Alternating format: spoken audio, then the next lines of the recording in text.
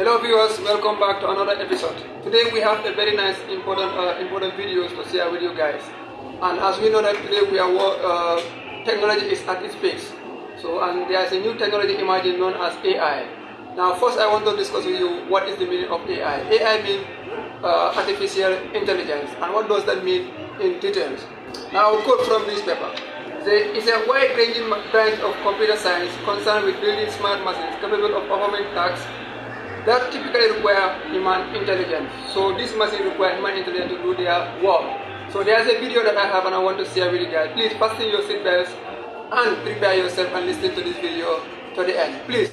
So you've been working with AI for decades, but we are often hearing now AI this, AI that. Yeah. What is artificial intelligence? I mean, how would you explain AI to a 10-year-old child?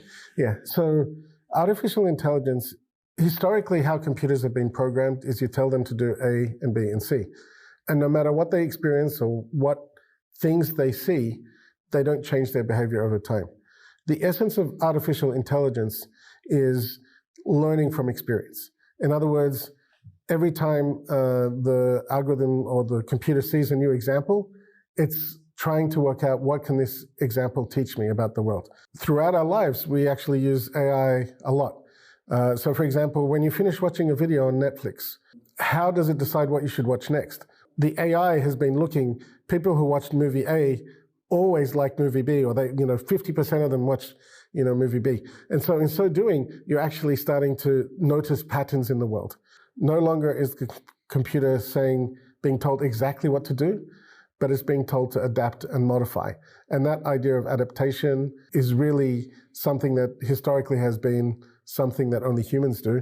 And now all of a sudden computers are becoming stronger at it as well. Given that AI at the moment can generate realistic images, text, video, and speech, how difficult is it to authenticate information? Is this something that we should be cautious about? Yeah, I think it is. And especially what we've seen, for example, in the United States with interference in elections by Russians trying to use these techniques. Imagine those techniques on steroids, right? Because now you can personalize it for every person. The detectability is difficult. So it's something we definitely have to pay attention to and hopefully regulate. How do you feel like this will cause in terms of the spread of information and false news and things like that? How can we combat this? Yeah, it's a really difficult problem. And I think it's also because people have not yet learned, to differentiate, between artificial content and genuine content. And the content is designed to press people's buttons. And that leads to things like confirmation bias. So really, it's up to us to really check our sources. And it's not like that this is an un-Islamic thing. In Surah Al-Hujurat, Allah says, Ya ayyuhalladhina amanu idha ja'akum fasiqun binaba'in fatabayyanu. So Allah is telling us that when news comes to you, make sure to take the time to verify that. And those forms of verification are getting more technically complicated, but it's the same basic principles. From your experience, how far is AI from becoming sentient or conscious? Yeah, well, scientists have struggled to define consciousness for a long time, and I don't think we have a good grip on it. The Quran says, يَسْأَلُونَكَ عَنِ الرُّوحِ قُلِ الرُّوحُ مِنْ أَمْرِ رَبِّي. They ask you about the soul or the essence of consciousness. They say that knowledge is from the matters of my Lord. In other words, this type of thing is still not something that people can answer. There's also questions about whether the question is well formed. One of the early computer science pioneers said, asking if machines can think is like asking if submarines can swim. They're just so different that the question doesn't even make sense. Will AI replace our friends? Will people stop finding the need to get married and having human relationships? Unfortunately, I do foresee a change on that front. In particular, marriage rates are plummeting across Western societies. Birth rates are plummeting across Western societies. And the cause of that, essentially, is the rise of pornography on the internet. Now, imagine that you take that as an example, and this is only one of the social implications, but imagine that, but really amp it up to 11, where you can use AI to craft an identity that is very tailored to your personal preferences and what you find interesting, whether that's through text or voice or images. And you can see that same unfortunate pattern of social damage that happened with pornography, but much amplified. And that's, I think, something that society will have to deal with. I think it's one of the concerns I do have for how AI will adversely affect the community. And unfortunately, we're already starting to see signs of that. Sam Altman, the CEO of OpenAI, who created ChatGPT, has said that the technology may pose a risk of extinction. Yeah. As someone who's experienced in AI and as a Muslim, how would you respond to that? It doesn't keep me awake at night, is maybe the best way to put it. If you look at the other causes of extinction, like climate change, and just society kind of falling apart and the family unit kind of being destroyed, which is what we're seeing now, this isn't the thing that gets me, really worried. The technology is still at its infancy, and Sam Altman has his own agenda. So I've been in Silicon Valley for 15 years now. And what you do is when you have a startup, you want to build a moat around it. You want to build barriers to entry to other people entering it.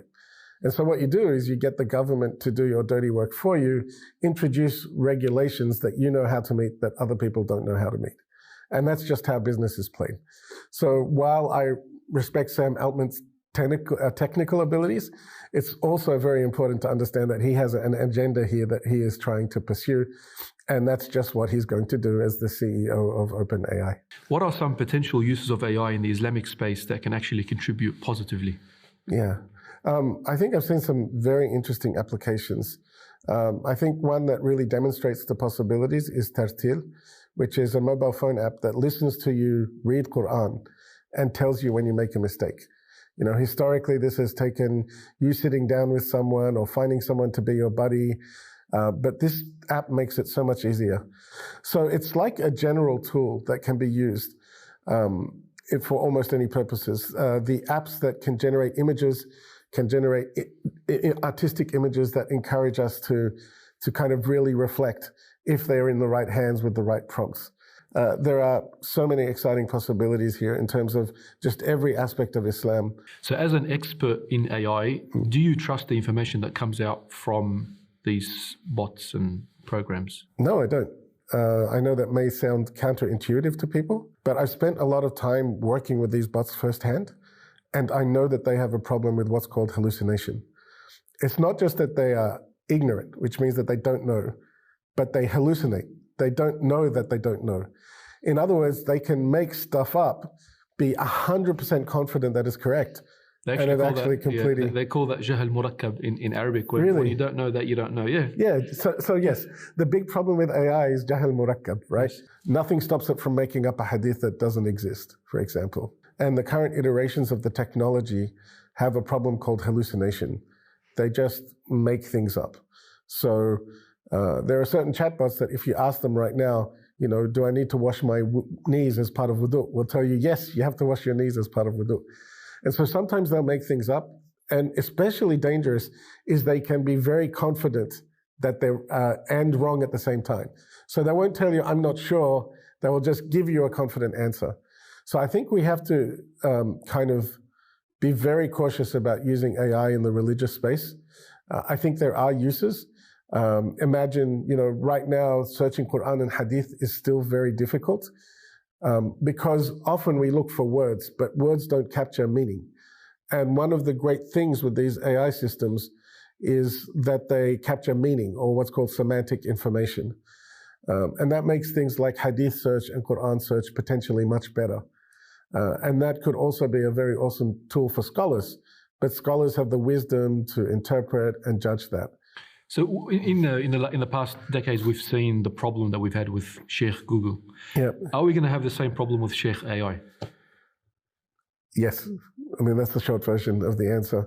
I think we as a community need to develop our skill to differentiate and understand these technologies well enough to understand their limitations. I think we think that they are somehow magical and they must be talking truth, and ignore, the historical biases that have existed in things like search results. And so this has led to kind of all kinds of polarization in society. And I think that there is a risk with these technologies that you could have that same kind of polarization effect if they are not used appropriately. So I think there is definitely the room for that to happen. there's always this challenge with the Muslim community. You can either say that what they're doing is wrong, or you can adapt to whatever they're doing and make it better. Do you say that, no, you should never search the internet for Islamic information, which is one approach? Or do you actually say, well, why don't we work on tools that make it better and more effective and more authentic and more consistent to search the internet for answers? And that's really the perspective I would like to take. How biased are some of these AI chatbots? I asked ChatGPT when it first came out to explain the Palestinian conflict to a 10-year-old, and it gave me some sort of response saying that it's a very complex, difficult thing to sort of explain. Yeah. What are some of the dangers with this particular bias? Yeah. So bias is a very real thing, right? These systems are not kind of made mysteriously, right? Like, there are humans who make these systems.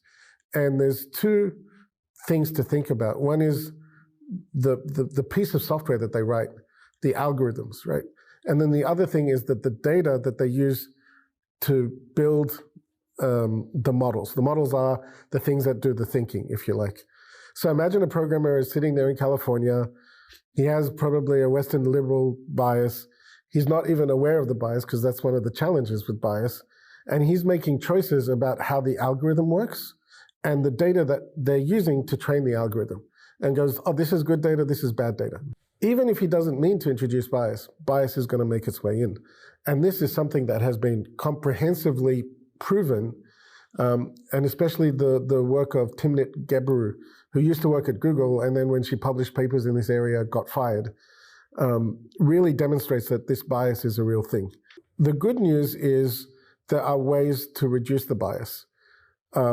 So you can either change the data that you use to train the model, or in some cases, you can change the personality of the software that comes and says, please, I want you to adopt an Islamic personality, an Islamic mindset.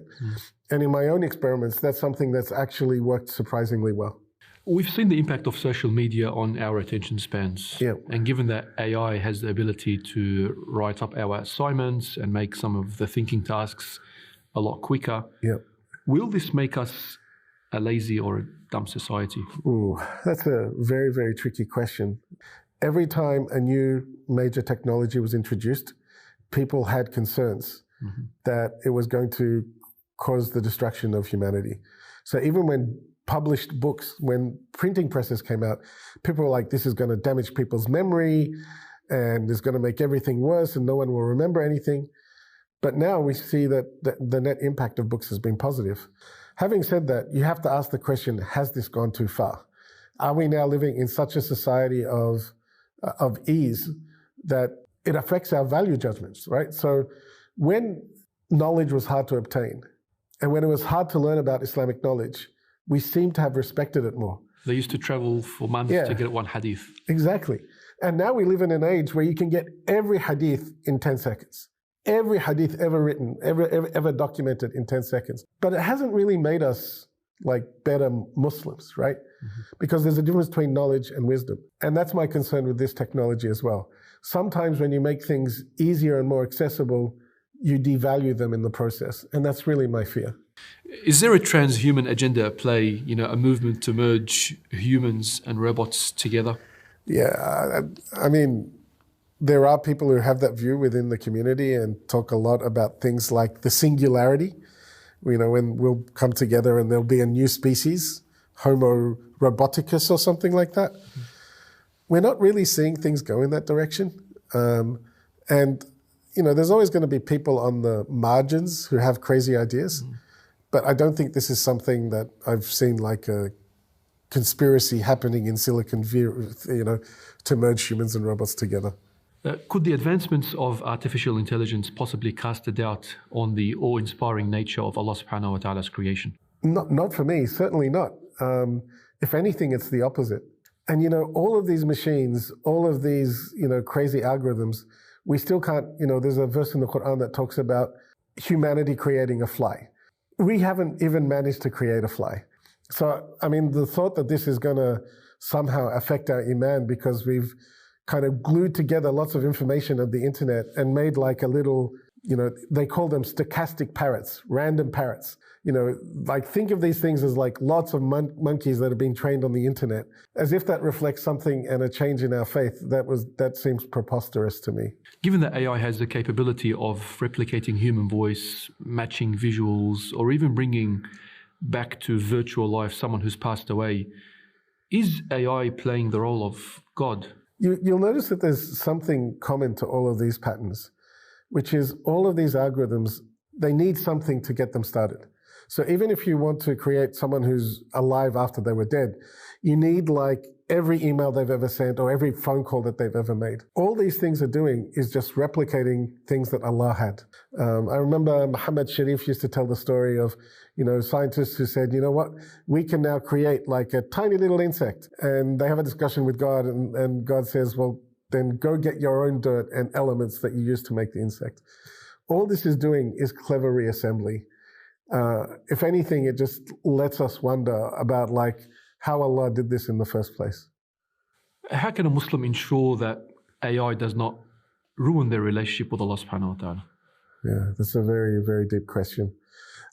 It definitely has the potential to. You could use AIs to educate you about Islam. You could use it to build really great dawah material, but you can also use it to build machines that kill people, machines that do other disastrous things, that spam people and cause fasad in the land and so on. So it's really up to us to use the benefits of AI to help us grow better. And, in much the same way that having access to books is neither good nor bad, it just really depends on like your focus and your choice. You can make choices in how you use AI, for example, to summarize Islamic books. You can use it for your spiritual development just as much, and it can benefit in that way too. You've worked on developments such as Google Maps and Uber, both of which are technologies that have changed people's lives. Mm. Where do you see AI, taking humanity forward within the next 5 to 10 years? Yeah, wow, that's a really, really tricky question. All of these technologies, what they're going to do is amplify the trends that exist already in society. And the evil will become worse and the good will become better. And it's really up to us to make sure that will go in the positive direction. I foresee a world where education and learning about the world is going to be much accelerated. I can see a world where people feel more productive and fulfilled at work because of the menial tasks that their work involves have been automated. But I can also see a world of more unemployment and more inequity in society, where the poor get poorer and the rich get richer. And that's where we as Muslims have to be part of this discussion to ensure that the right things happen in society, that society moves in the direction of positivity, of utility for the community as a whole. And do you think Muslims should embrace AI, or should they stand and wait back and find out what happens? The lessons of history and Islam to me are that it's been a bad idea for us to stay back. And really we want people at the forefront of these skills.